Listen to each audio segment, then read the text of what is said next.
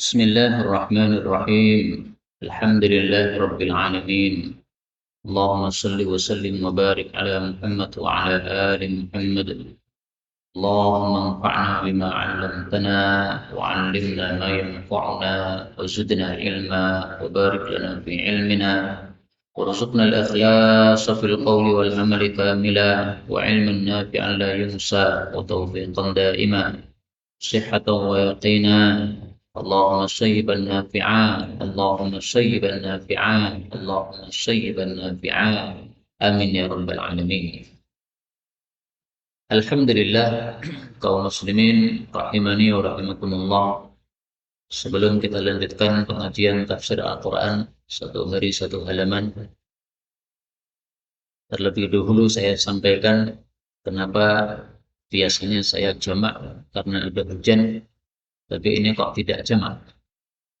Ketahuilah bahwa dalam mazhab Syafi'i, kondisi seperti ini tidak memenuhi syarat untuk jamak. Karena salah satu syaratnya adalah bahwa niatan jamak sudah dimunculkan dalam hati sejak kita takbiratul ihram pada sholat yang pertama. Maka kalau hujannya di tengah-tengah sholat, ini tidak bisa jamak. Tapi kalau hujannya dari sejak awal kita sholat, sebelum maghrib sudah hujan, kemudian kita niatan nanti mau jamak dengan isya. Nah, itu baru bisa menurut mazhab apa? Syafi'i. Meskipun bisa juga nanti mazhab yang lain tidak mensyaratkan seperti itu, bisa saja ya. Karena ini masalah seperti ini masalah yang rentan untuk khilafiyah, adanya perselisihan pendapat. Seperti contohnya mazhab Syafi'i, mazhab Hambali itu kan yang paling longgar dalam masalah jamak ini. Bisa saja mazhab Hambali tidak mensyaratkan seperti itu. Sebagaimana mazhab Hambali tidak mensyaratkan sholat jamak harus di masjid. Di rumah nggak ada masalah. Tapi kalau mazhab Syafi'i disyaratkan harus di masjid bersama jamaah atau bersama imam. Ya, tidak bisa dilakukan jamak sholat karena hujan di rumah masing-masing. Ya, ini memang masalah-masalah fikih yang khilafiyah. Baik, kita lanjutkan sekarang pengajian tafsir Al-Quran satu hari satu halaman. Kita sudah sampai pada halaman 509, yaitu surah Muhammad ayat 20 sampai 29. A'udzu billahi as-sami'il 'alim minasy syaithanir rajim min hamzihi wa nafthihi wa nafthihi. ويقول الذين آمنوا لولا نزلت السورة فإذا أنزلت سورة محكمة وذكر فيها القتال رأيت الذين في قلوبهم مرض ينظرون إليك نظر المغشي عليه من الموت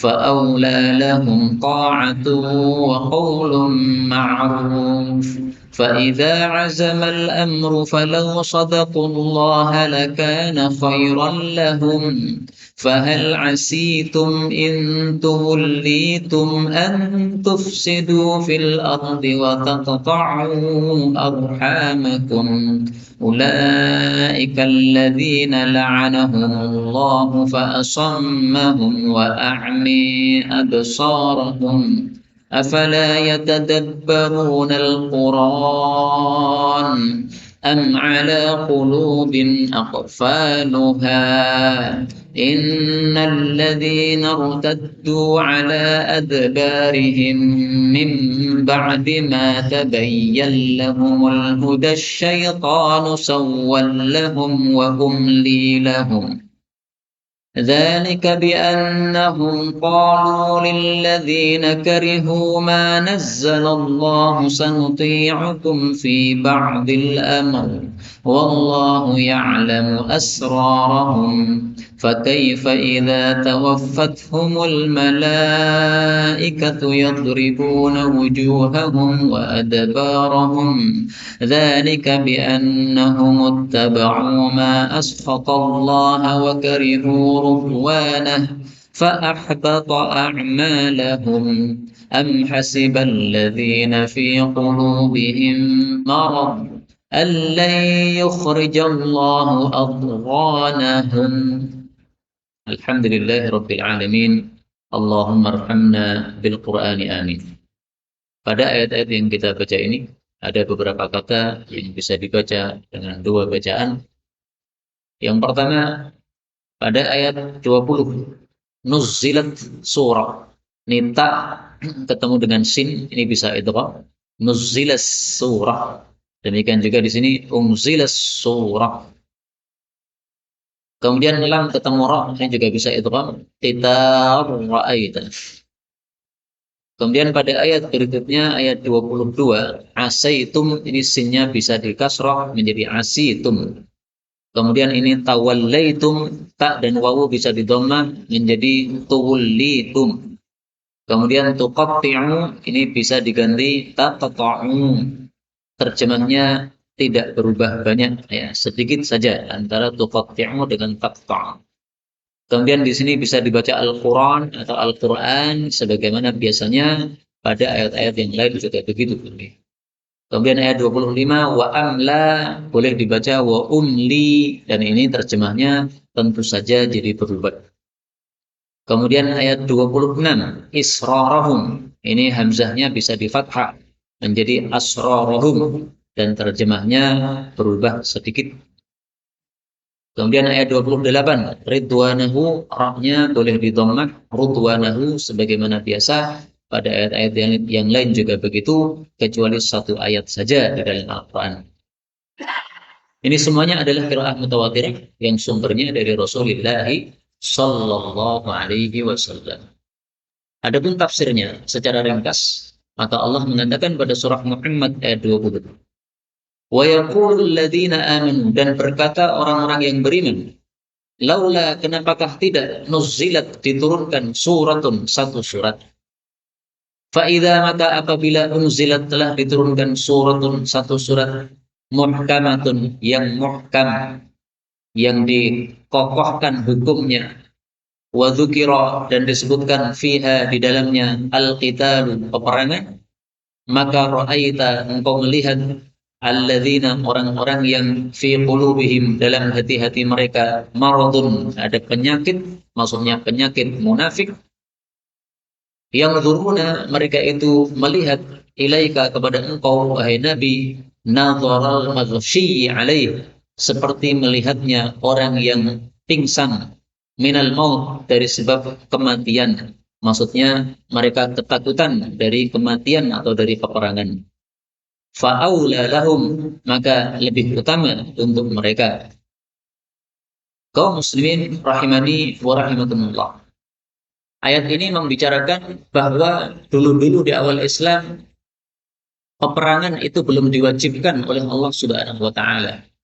Maka sebagian orang-orang yang semangat, mereka ingin berangan-angan seandainya ada satu surat di dalam Al-Quran yang menyuruh mereka untuk berjihad, berperang melawan orang-orang kafir.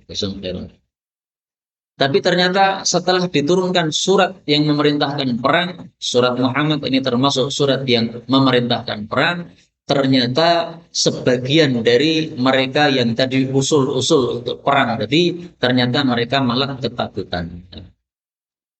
Tetapi orang-orang yang takut perang, ini bukan orang-orang yang betul-betul imannya kuat, seperti Abu Bakar, Umar, Utsman, Ali, dan sebagainya.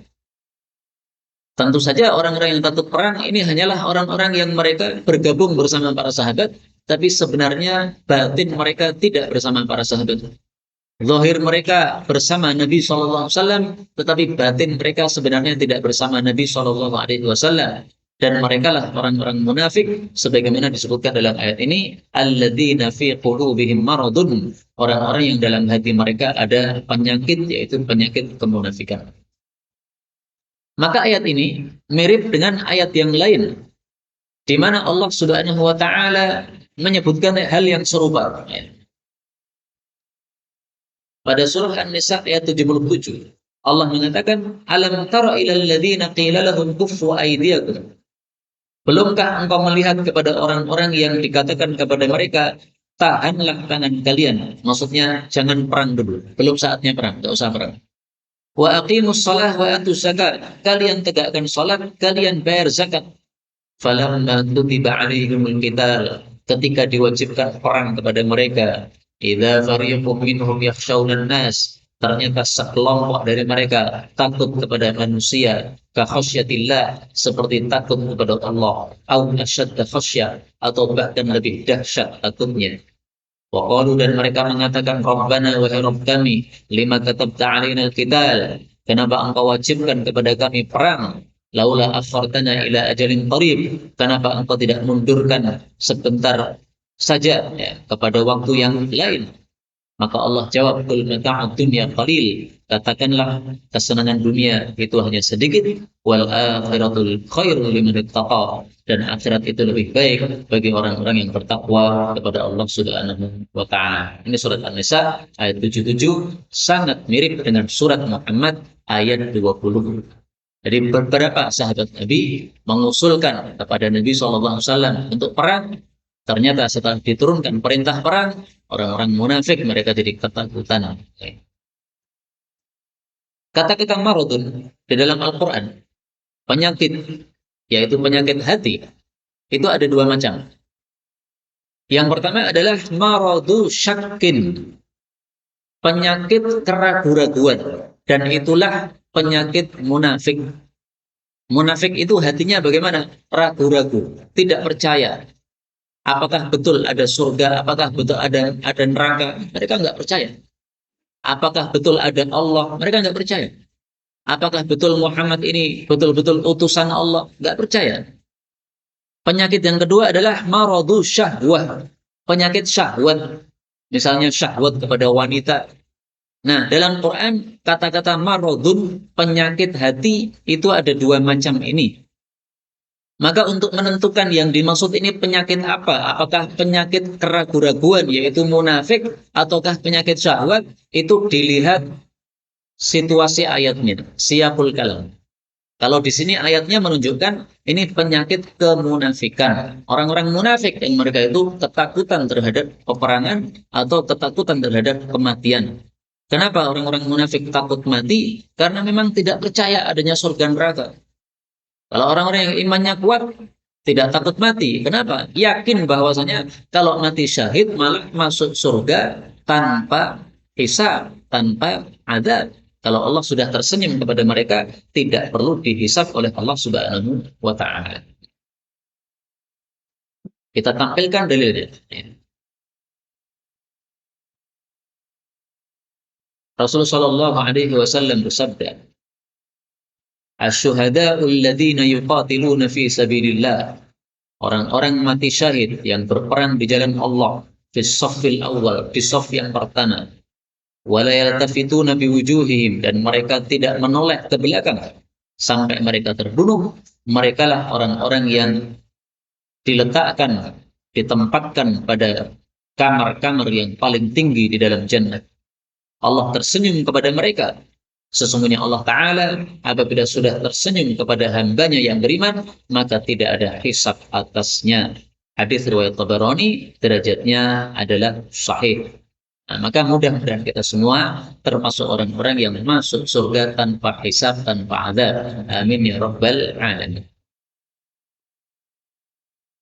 Kemudian Allah mengatakan, fa'aula lahum, maka lebih utama untuk mereka. Apa yang lebih utama? Yang lebih utama adalah ta'atun, taat, wa qaulun ma'rufun, dan perkataan yang baik. Fa'idha, maka apabila azamal amru, telah dahsyat perkara itu, falau sadaqullah, maka kalaulah mereka itu jujur kepada Allah, lakana khairal lahum, sungguh adalah itu lebih baik bagi mereka. Jadi kata-kata fa'aula lahum ini bersambung dengan ayat berikutnya. Makanya di sini saya kasih titik 2 ya. Fa'aula lahum, lebih utama untuk mereka daripada ngomong kayak begitu tadi, ketakutan menjemput peperangan atau menjemput kematian dalam perang, daripada ketakutan begitu, lebih baik adalah ta'atun, taat. Disuruh perang ya perang, disuruh berangkat ya berangkat. Wa qaulun ma'ruf, ngomong yang baik, misalnya mengatakan sami'na wa ata'na. Enggak usah mengatakan seperti yang dikatakan orang-orang munafik tadi. Kenapa diwajibkan perang? Kenapa tidak diundur saja? Dan sebagainya. Lebih baik mengatakan hasbunallah wa ni'mal wakil. Karena orang yang mengatakan hasbunallah wa ni'mal wakil dijamin oleh Allah Subhanahu wa taala. Dijamin apa? Nah, silahkan lihat di dalam Al-Qur'an pada surah Ali Imran ayat 174. Mereka mengucapkan hasbunallah wa ni'mal wakil. Ini ayatnya ayat 173. Kemudian Allah memberikan nikmat berupa fanqaladu bi ni'matin minallah. Mereka kembali dengan membawa nikmat dari Allah dan membawa karunia. Lam yamsashum su, tidak menyentuh mereka kejelekan sama sekali. Jadi dijamin oleh Allah kembali dari perang dalam keadaan selamat, mendapatkan kenikmatan, mendapatkan karunia, tidak terkena suatu apa. Kalaupun mati, ya mati syahid, kemuliaan dari Allah Subhanahu wa taala. Kenapa ditakuti? Itu maksudnya.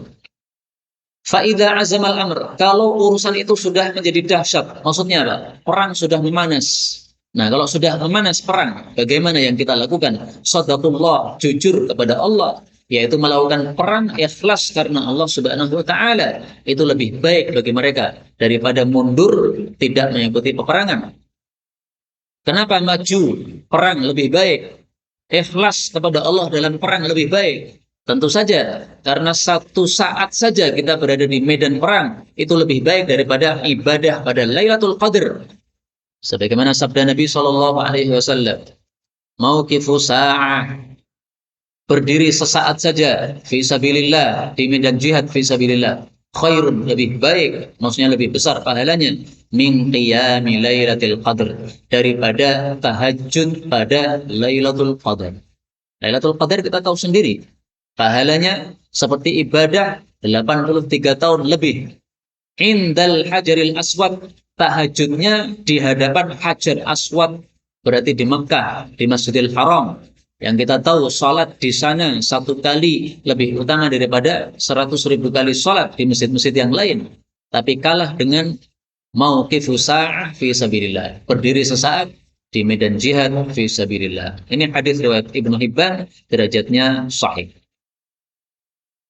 Kemudian Allah mengatakan, fahal asaitum, maka apakah barangkali kalian itu, intawallaitum, jika kalian itu berpaling, maksudnya berpaling dari jihad, antufsidu, bahwasanya kalian berbuat rusak, fil ardi, di muka bumi, yaitu berbuat maksiat-maksiat, wa tuqatti'u, dan kalian itu memutus-mutuskan arhamakum, hubungan kerabat di antara kalian.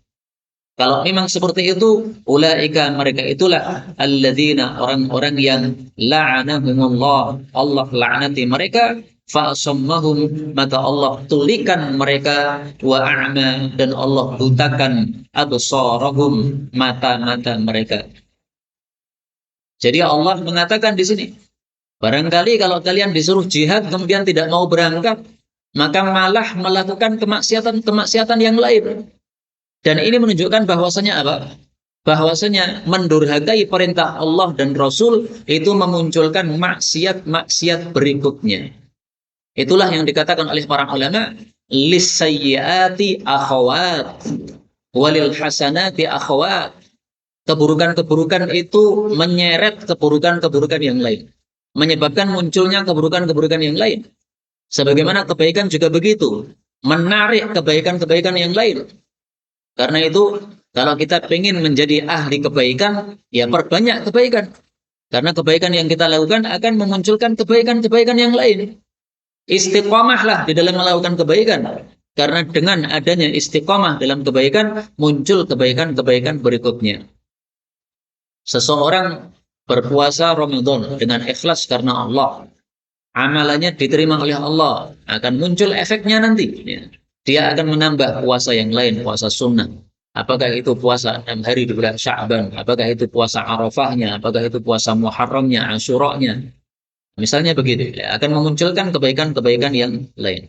Ini tafsiran menurut Ibnu Katsir, kata-kata tawallaitum ini berpaling dari jihad. Boleh juga dibaca, fahal asitum, barangkali kalian itu, intulitum, kalau kalian itu dijadikan wali, dijadikan pemimpin, antufsidu fil ardi wa taqta'u arhamakum, kalian menjadi orang-orang yang memutus hubungan kerabat.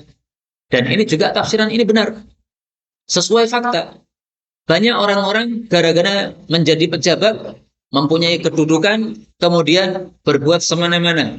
Karena pengen kedudukannya tidak tergeser, akhirnya rela untuk memutus hubungan kerabat.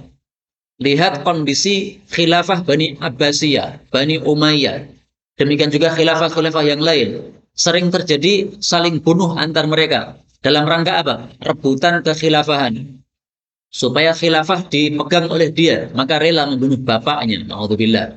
Rela membunuh anaknya, na'udzubillah. Rela membunuh pamannya, na'udzubillah. Ini sejarah kelam di dalam khilafah Islam. Meskipun tidak bagus untuk kita munculkan supaya musuh juga tidak mengetahui hal tersebut. Tapi ini fakta sejarah. Ya kita ambil pelajaran saja. Kita ambil pelajaran bahwasanya kadang-kadang gara-gara haus kepemimpinan sehingga menyebabkan taqta'u arhamakum, memutus hubungan kerabat. Dan dari sini kita ambil pelajaran, Allah mengharamkan memutus hubungan kerabat sehingga disebutkan secara khusus oleh Allah dalam ayat ini. Padahal memutus hubungan kerabat itu sudah termasuk tufsidu fil ardh, berbuat rusak di bumi. Berbuat rusak di bumi itu maksudnya berbuat maksiat. Memutus hubungan kerabat termasuk maksiat. Maka ketika disebutkan secara khusus oleh Allah, menunjukkan ini termasuk dosa yang tidak sepele di hadapan Allah. Ini dosa besar. Rasulullah Shallallahu Alaihi Wasallam mengancam, la yadkhulul jannata qati', tidak masuk surga orang yang memutus, maksudnya memutus hubungan kerabat. Hadis muttafaqun alaih, diancam tidak masuk surga. Ini berarti dosa besar. Demikian juga Rasulullah Shallallahu Alaihi Wasallam mengatakan,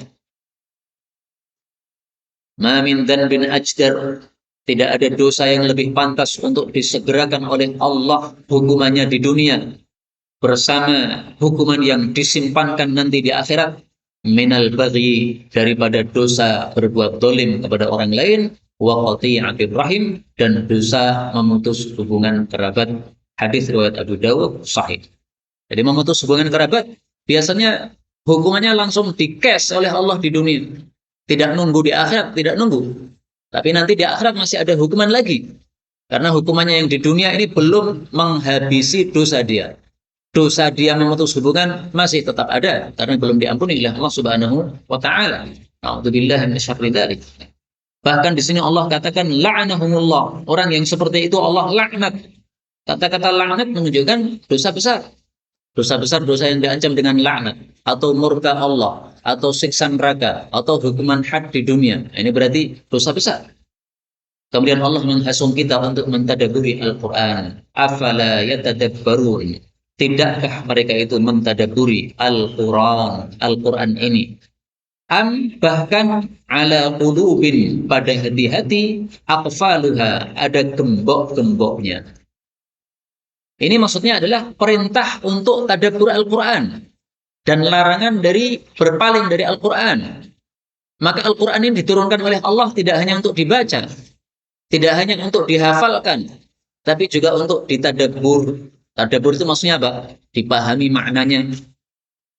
Bahkan intinya Quran itu dipahami maknanya, bukan hanya dibaca, bukan. Kalau dibaca saja tapi nggak paham, apa gunanya? Mari kita lihat dalilnya. Allah mengatakan di dalam surah Shad ayat 29, Kitabun anzalnahu ilaika mubarak. Ini satu kitab yang kami turunkan kepada engkau yang diberkahi. Lihat dabbaru ayatih, supaya mereka itu mentadabburi ayat-ayatnya. Waliyatadzakkara ulul albab, dan supaya mengambil pelajaran orang-orang yang berakal. Jadi tujuan Quran diturunkan supaya ditadabburi. Nah, sekarang ini kita mempelajari tafsirnya secara ringkas. Ini dalam rangka mentadabburi supaya kita paham apa yang dikehendaki oleh Allah Subhanahu wa taala dari ayat-ayatnya ini. Apa yang diinginkan oleh Allah dari kita dengan ayat-ayatnya ini. Nah, di sini Allah katakan am ala qulubin aqfaluha. Bahkan sebagian hati itu ada kuncinya, ada gemboknya, sehingga baca nggak paham. Nah, maka jangan sampai kita termasuk orang-orang yang baca Quran nggak paham, sehingga kita termasuk orang-orang yang disebutkan di sini. Sebenarnya ayat Quran itu kan mudah dipaham. Kalau orang Indonesia nggak paham bahasa Arab, sudah ada terjemahnya. Dengan terjemahnya kan kita mestinya paham. Kalaupun ada yang belum dipaham, karena sebagian ayat memang perlu dijelaskan, nah perlu ada majelis-majelis tafsir seperti ini. Tapi secara umum ayat Quran mudah dipaham. Kalau tidak paham berarti mungkin di dalam hatinya itu ada kuncinya. Nah, kunci itu karena apa? Maksiat-maksiat yang kita lakukan. Sebagaimana hadis yang sudah sering saya tampilkan, orang berbuat maksiat satu, maka hatinya ada satu hitam, satu titik hitam. Ini segera kita istighfari. Kalau tidak diistighfari, maka ini titiknya akan bertambah terus, bertambah terus, bertambah terus. Akhirnya hatinya terkunci, akfal, ya, terkunci, ron atau akfal sama aja ya. Akfal itu kunci, ron itu tutup sama. Ron ala qulubihim maka yaksibun. Kemudian Allah mengatakan innal ladzina, sesungguhnya orang-orang yang irtaddu, mereka murtad kembali ala adbarihim pada belakang-belakang mereka mim ba'dima, setelah tabayyana jelas lahum bagi mereka al-huda, petunjuk, asyaitan, setan itu sawwala lahum, menghias-hiasi untuk mereka, wa amla, dan setan itu menipu lahum, terhadap mereka. Jadi orang-orang yang sebenarnya sudah mengetahui kebenaran, kemudian akhirnya murtad, kembali kafir, itu nanti akan dihias-hiasi oleh setan. Sehingga dia mengira apa yang dilakukan itu sudah benar, sudah baik, karena dihias-hiasi oleh setan. Dihias-hiasi itu artinya sesuatu yang buruk terlihat baik. Dianggap murtad ini sesuatu langkah yang sudah benar. Orang murtad siapa saja? Ya orang yang pindah agama. Asalnya Islam, kemudian pindah agama menjadi kafir. Baik itu Kristen, baik itu Yahudi, baik itu Nasrani, apapun. Pokoknya berpindah dari Islam menjadi non-Islam, itu berarti murtad. Termasuk murtad juga adalah orang-orang munafik. Karena orang-orang munafik ketika mengucapkan asyhadu an la ilaha illallah, asyhadu anna Muhammadar Rasulullah, itu sudah masuk dalam gerbang Islam. Tapi begitu hatinya ragu-ragu lagi, benar enggak ini Muhammad ini? Benar enggak ada Quran? Apa ada surga, ada neraka? Benar enggak ada Allah? Nah, berarti mereka kembali kepada kekafiran. Maka munafik itu sudah termasuk murtad juga. Termasuk murtad juga orang-orang yang mereka mengakui adanya nabi setelah Nabi Muhammad sallallahu alaihi wasallam. Mengaku menjadi nabi, nabi palsu. Kalau dulu ada namanya Musailamah al-Kadzdzab, demikian juga ada Aswad al-Ansi, kemudian belakangan ada Mirza Ghulam Ahmad. Kalau mereka mengaku nabi, kemudian orang-orang mengikuti bahwasanya mengikuti keyakinan itu, yaitu mengakui bahwa ada nabi lagi setelah Nabi Muhammad, itu murtad namanya begitu. Karena sudah tidak ada lagi nabi setelah Nabi Muhammad sallallahu alaihi wasallam. Qur'annya sudah jelas mengatakan wa khataman nabiyyin. Muhammad itu penutup para nabi. Kalau ada nabi lagi itu berarti irtaddu, itu berarti murtad itu. Nah, orang-orang yang seperti itu akan dihias-hiasi oleh setan sehingga sampai mati tetap akan meyakini seperti itu. Na'udzubillahi min syarri dzalik. Karena itu supaya kita tidak termasuk orang-orang yang murtad, ya jangan meninggalkan petunjuk yang sudah kita ikuti. Adanya orang-orang itu dihias-hiasi setan, kenapa? Karena mengetahui petunjuk, tapi kemudian malah meninggalkannya. Kemudian Allah mengatakan, dzalika, hal itu, bi'annahum, dengan sebab mereka itu, qalu, mereka mengatakan, lilladzina, kepada orang-orang yang karihu, membenci, ma nazzalallah, apa yang Allah turunkan, yaitu Al-Quran. Maksudnya, mengatakan kepada orang-orang kafir, sanuti'ukum, kami akan mentaati kalian, wahai orang-orang kafir, fi ba'dil amr, dalam sebagian perkara. Wallahu, dan Allah itu ya'lamu, mengetahui, israrahum, apa yang mereka rahasiakan tersebut. Jadi orang-orang munafik ini ternyata mereka menyimpan cinta kepada orang-orang kafir. Mereka membisiki kepada orang-orang kafir sesuatu yang tidak mereka tampakkan kepada umat Islam. Mereka mengatakan kepada orang-orang kafir, sanuti'ukum fi ba'dil amr, kami akan taati kalian dalam sebagian perkara. Kalian pengen apa? Kita buat huru-hara terhadap umat Islam. Kita lakukan. Kita bantu kalian. Nah, jadi mereka kan berada di tengah-tengah umat Islam. Tapi sebenarnya hatinya kafir kepada Allah Subhanahu wa Ta'ala. Ragu-ragu terhadap agama Islam ini.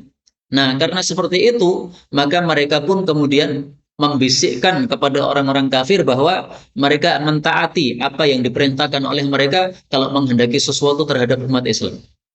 Disuruh menampilkan tuduhan kepada umat Islam, ditampilkan tuduhan kepada umat Islam, supaya umat Islam terjadi misalnya pertikaian antar sesama mereka, antara dua kelompok pengajian, dimunculkan isu-isu fitnah, supaya terjadi perseteruan antara dua kelompok pengajian. Nah, itu bisa jadi munculnya dari sumbernya dari orang-orang kafir yang mereka menghendaki hal tersebut dengan cara meminta tolong kepada orang-orang munafik yang bersama kaum muslimin, yang mereka memang sama sekali tidak meyakini Islam, tapi pura-pura Islam. Mereka menampakkan Islam, tapi sebenarnya menginginkan kehancuran Islam. Nah, Allah ancam di sini, wallahu ya'lamu israrahum.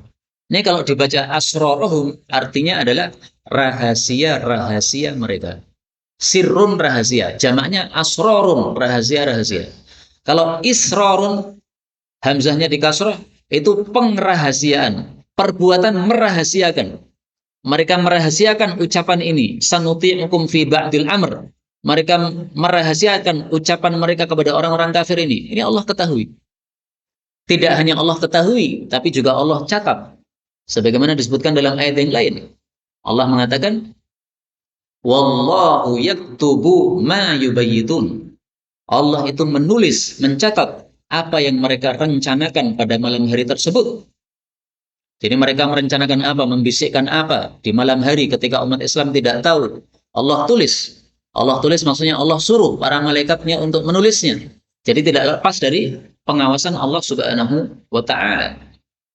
Maka Allah kemudian mengancam orang-orang munafik ini. Fakaifa, maka bagaimana idza tawaffathum, apabila mematikan mereka al-malaikah, para malaikat, yadribuna, malaikat memukuli wujuhahum, wajah-wajah mereka, wa adbarahum, dan belakang-belakang mereka, dubur-dubur mereka.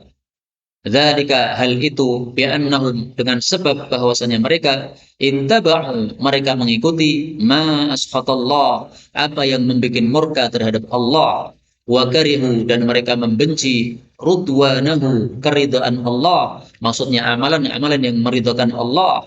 Fa ahbata a'malahum, maka Allah pun membinasakan atau menghancurkan amal-amal mereka. Ayat ini menunjukkan bahwasanya orang-orang munafik itu sebenarnya mereka orang-orang kafir. Buktinya ketika mati, malaikat pencabut nyawa mencabut nyawa mereka dengan siksaan, yadribun, dengan dipukuli. Ini tidak dilakukan kepada orang-orang beriman seperti ini. Kalau kepada orang-orang beriman dicabut nyawanya dengan lembut. Sebagaimana disebutkan oleh Allah dalam ayat yang lain. Wan-nazi'ati gharqa wan-nashitati nashta. Ini sudah lewat tafsirnya. Ya. Wan-nazi'at, demi para malaikat yang mencabut nyawa, gharqa, dengan keras.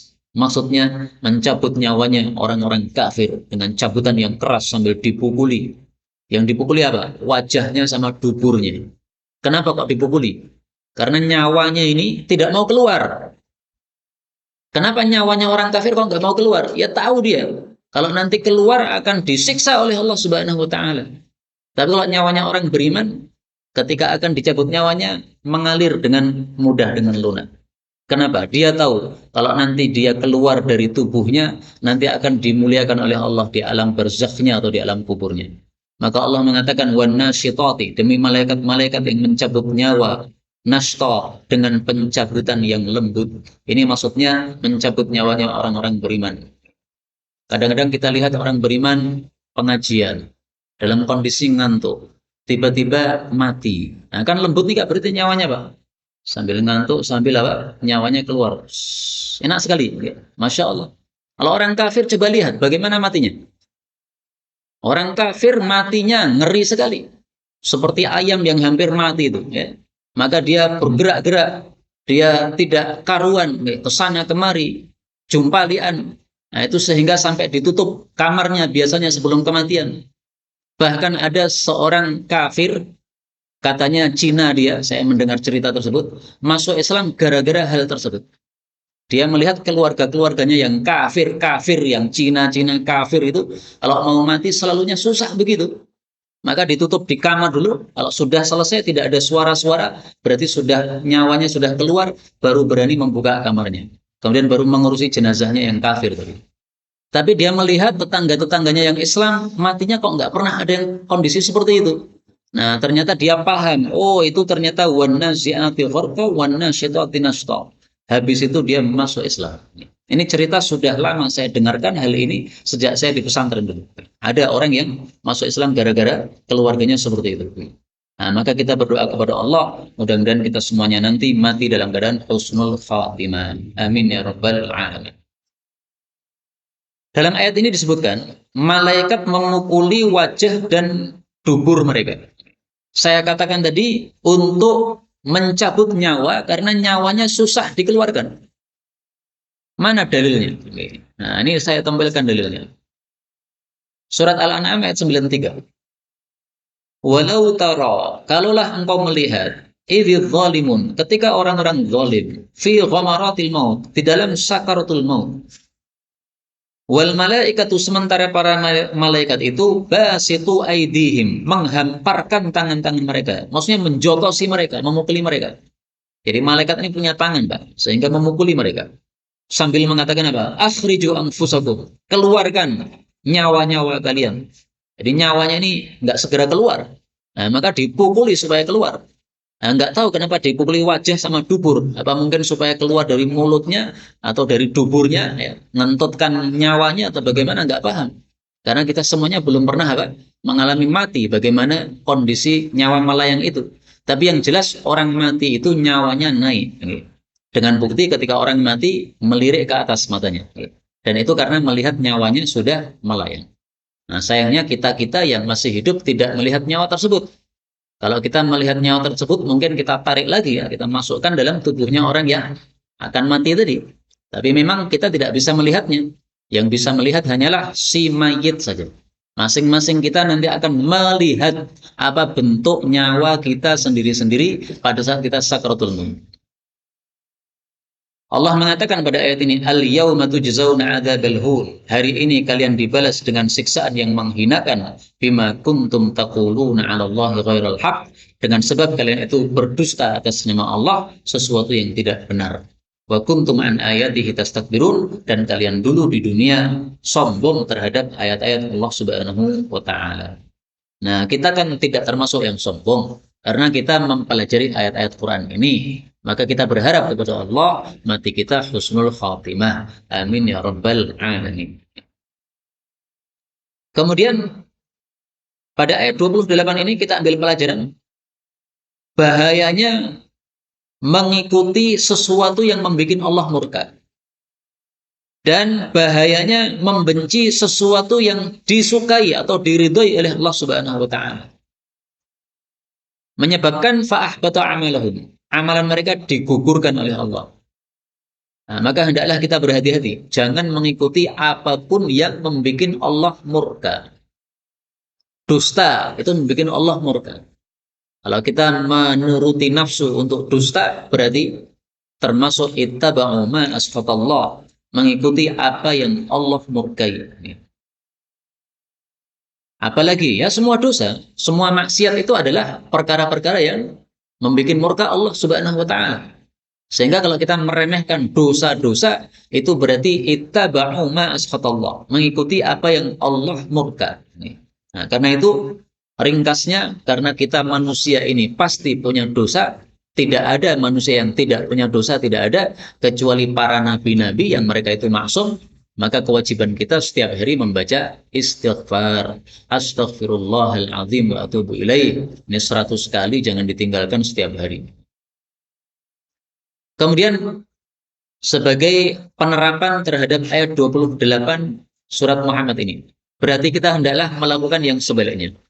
Ittaba'u, mengikuti ma ardallah, sesuatu yang menyebabkan Allah ridha. Wa karihu, dan membenci sukhtahu, sesuatu yang Allah murkai. Apapun yang menyebabkan Allah ridha, kita ikuti, kita lakukan. Allah ridha salat jamaah, jangan meninggalkan salat jamaah. Allah ridha salat jamaah, kalau bisa salat jamaah tidak telat. Sebagaimana Sa'id bin Musayyab, dia mengatakan, 30 tahun saya hadir di masjid sebelum muadzin mengumandangkan azan. Nah, itu Masya Allah. 30 tahun istiqomah nih, Pak. Makanya Sa'id bin Musayyab ini disepakati oleh para ulama sebagai awsa'ut tabi'ina ilman. Tabi'in yang paling luas ilmunya ya adalah Sa'id bin Musayyab ini. Dan dia mengatakan 40 tahun saya tidak pernah melihat tengkuk di depan saya di dalam sholat jamaah. Artinya selalu dia berada di shaf yang pertama. Nah, maka orang-orang seperti ini namanya berarti ittaba'u, mengikuti ma ardallah, sesuatu yang meridhakan Allah Subhanahu wa taala. Kita lihat dalilnya bahwasanya sholat jamaah meridhakan Allah. Rasulullah Shallallahu alaihi wasallam bersabda, "Innallaha la ya'jab", sesungguhnya Allah sangat senang atau bahagia atau menyukai minas sholati fil jam'i, salat berjamaah. Hadis riwayat Imam Ahmad, derajatnya hasan. Nah, maka rugi orang-orang yang tidak mau salat berjamaah. Kecuali kalau wanita, ya, maka wanita memang bebas salat di rumah boleh, salat di masjid juga boleh. Tapi kalau laki-laki sangat ditekankan oleh Nabi Shallallahu alaihi wasallam untuk salat berjamaah di masjid. Jadi bedanya laki-laki dengan perempuan, perempuan lebih baiknya di rumah. Karena semakin banyak di rumah, semakin tidak menimbulkan fitnah. Tapi laki-laki semakin baik kalau dia semakin banyak ke masjid. Karena tempatnya atau rumahnya orang-orang beriman adalah masjid. Al-masjid baitu kulli mu'min. Ya, masjid adalah rumahnya setiap orang beriman. Kemudian Allah mengatakan, apakah hasiba, menyangka, alladzina, orang-orang yang fi qulubihim maradun, di dalam hati-hati mereka ada penyakit, maksudnya penyakit kemunafikan tadi, alla yukhrijallah, bahwasanya Allah tidak akan mengeluarkan adghanahum, kedengkian mereka. Artinya orang-orang munafik itu mereka sangat dengki terhadap umat Islam. Kalau melihat Islam jaya, melihat ulama-ulamanya dihormati oleh para pengikutnya atau para kaum muslimin, para umat Islam, maka mereka dengki sekali. Kalau Islam menemukan kejayaan atau menemukan kemenangan dalam perang, mereka semakin dongkol. Nah, itu karena memang hati mereka sebenarnya tidak Islam, hati mereka tidak iman. Nah, maka Allah katakan, apakah mereka mengira bahwa penyakit hati mereka seperti itu, dongkol seperti itu, tidak akan dimunculkan oleh Allah? Bahkan Allah akan memunculkan isi hati mereka, dan itu sudah betul-betul diungkap oleh Allah pada surah At-Taubah. Maka surah At-Taubah itu disebut sebagai surah Fadhihah, surat yang membredeli bobroknya orang-orang munafik. Maka Allah menyebutkan wa minhum dalam surat At-Taubah. Di antara mereka orang-orang munafik ada yang begini, di antara mereka ada yang begini, di antara mereka ada yang begini, sehingga mereka malu sendiri karena diungkap bobroknya oleh Allah Subhanahu wa taala. Inilah yang dapat kita pelajari pada pertemuan kali ini, benarnya dari Allah taala. Kalaupun ada salahnya, fa astaghfirullahaladzim li wa lakum, walhamdulillah.